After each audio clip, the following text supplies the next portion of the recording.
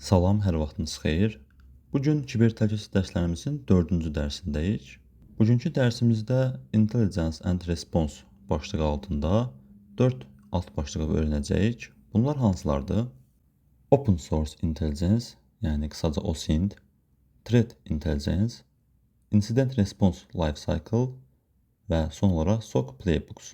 OSINT Open Source Intelligence qısaltmasıdır və bizim dildə açıq mənbə kəşfiyyatı demək olar.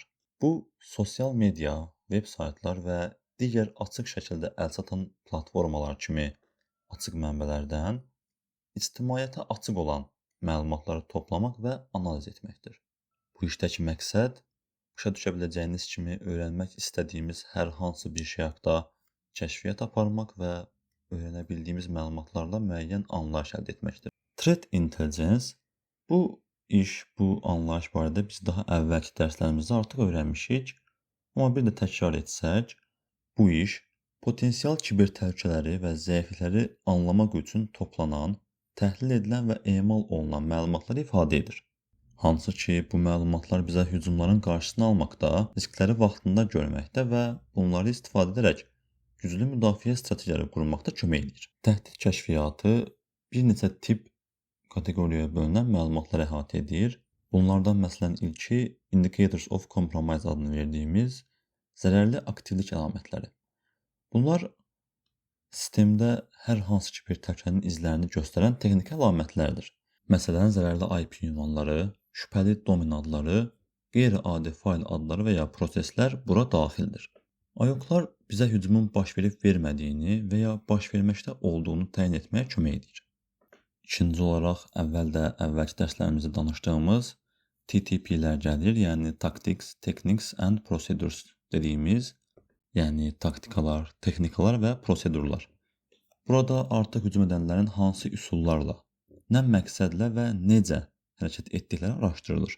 Taktika dedikdə hücumçunun ümumi məqsədi, məsələn, kəşfiyyat aparmaq və ya məlumat oğurlamaq.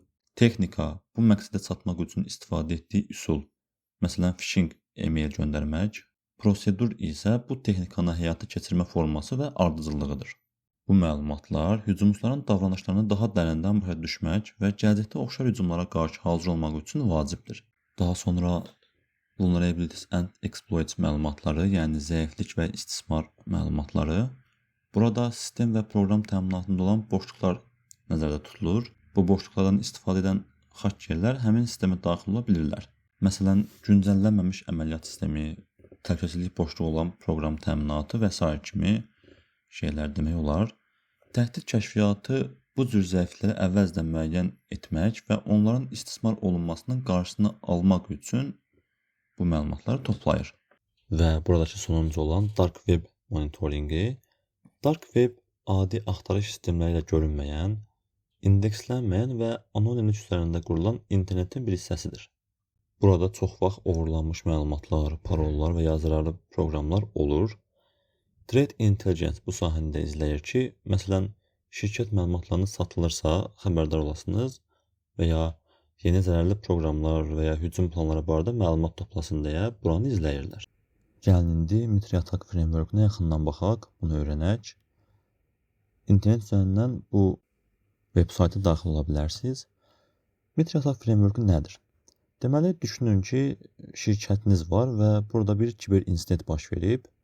Bu zaman siz artıq bunu reportləmək istəyirsiniz. Yəni, istəyirsiniz ki, bu haqda öyrəndiklərinizi hər hansı bir yerdə paylaşasınız ki, digər insanlar da bundan zərər çəkməsin.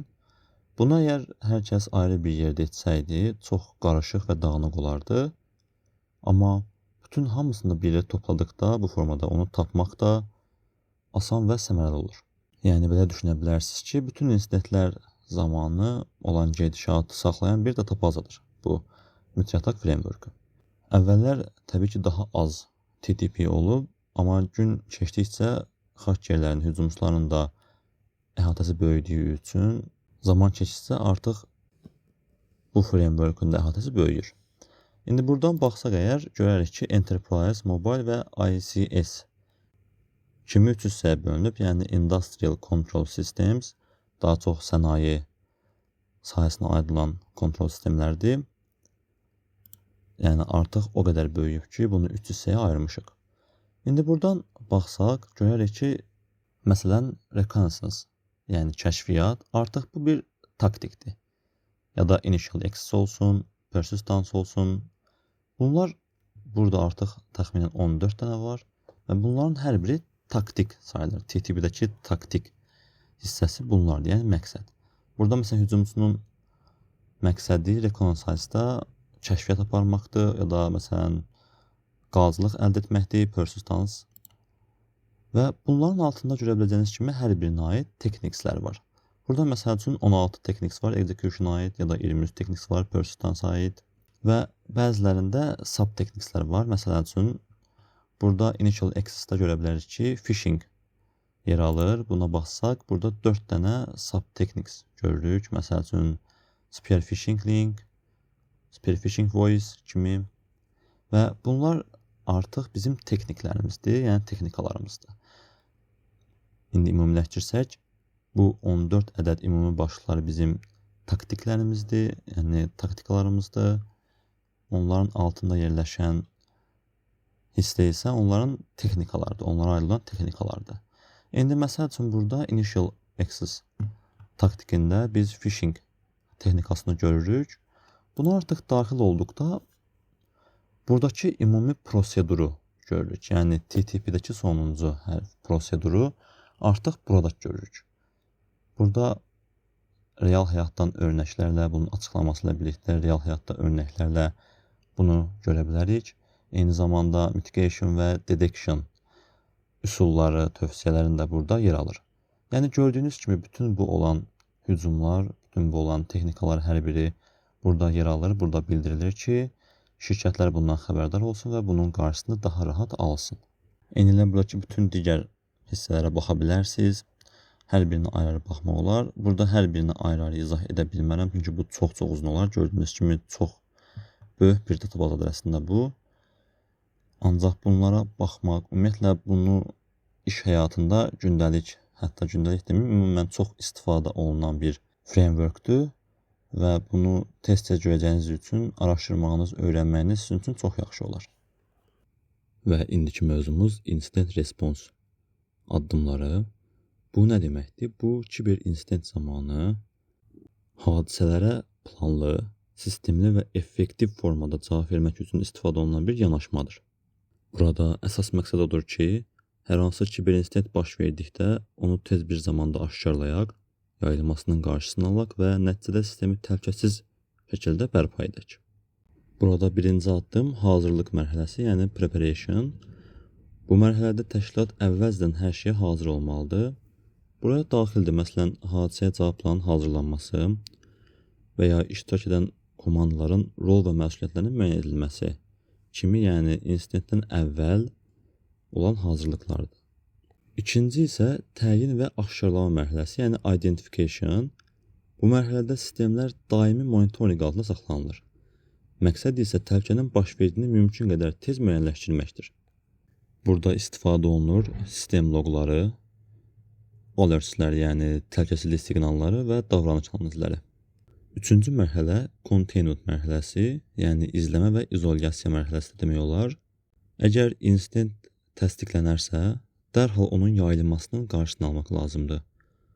Bu da daha ciddi zərərlər olmasın deyə vacibdir. Burada görülə biləcək işlər zərər görmüş sistemlərin şəbəkədən izolyasiyası, yəni onların karantin rejiminə alınması, zərərli trafiklərin bloklanması və müvəqqəti həll yollarının tətbiqidir. Dördüncü mərhələ eradication mərhələsi, yəni təmizləmə mərhələsi. Bu mərhələdə incidentin əsas səbəbi, yəni root cause dediyimiz müəyyən edilir və tamamilə aradan qaldırılır. Məsələn, zərərli proqramların silinməsi, təhlükəli istifadəçi hesablarının deaktiv edilməsi və sistemdəki zəifliklərin aradan qaldırılması bura aiddir. Bu mərhələdə bir digər vacib olan şey isə təhlükənin geri qayıtmamasını təmin etməkdir. 5-ci mərhələ recovery mərhələsi, yəni normal həyata qayıdış deyək biz buna. Bu mərhələ sistemlərin təhlükəsiz formada əvvəlki, yəni normal vəziyyətinə qaytarılmasıdır. Əsas addımlar sistemlərin tam təmizlənməsi, ehtiyac olan patch, yəni yamaların tətbiqi və verilənlərin bütövlüyünün yoxlanmasıdır. 6-cı mərhələmiz isə lesson learn mərhələsi, yəni öyrənilən dərslər və təkmilləşdirmə. Ən son mərhələ baş verən bu insidentdən nəticə çıxarmaq və gələcək üçün dərs almaqdır. Bu mərhələdə hadisə və cavab prosesi təhlil edilir, zəif cəhətlər və effektiv addımlar müəyyən olunur və hadisəyə cavab planı yenilənir və təkmilləşdirilir. Bu addım çox vacibdir, çünki təşkilatın gələcək insidentlərə daha hazırlıqlı olmasını təmin edir. SOC playbooksları nə deməkdir? Bu SOC komandalarına müəyyən olunmuş spesifik kiber insidentlərə ardıcıl formada reaksiya verməsi üçün əvvəlcədən təyin olunmuş müəyyən təlimatlardır. Hər bir playbook əvvəldə danışdığımız addımları öz içində saxlayır və onları müəyyən edir. Bunlar komandaların öyrənməsinə, uyğunlaşmasına və zamanla inkişaf etməsinə kömək edən, həmçinin kiber insident zamanı operativ formada müdaxilə etməyə kömək edən şablonlaşdırılmış qaydalardır. Beləliklə, bugünkü dərsimizin sonuna çatdıq. Bugünkü dərsimizin tapşırığı Mitriatak framework'unda TTP-lərə baxmaq və gələcək təcrübələriniz üçün indidən anlayış qazanmağınızdır. Əgər hər hansı bir sualınız olarsa, bizimlə rəy bölməsində bölüşə bilərsiniz. Gələcək dərsimizdə görüşənə qədər özünüzdən müğayət olun.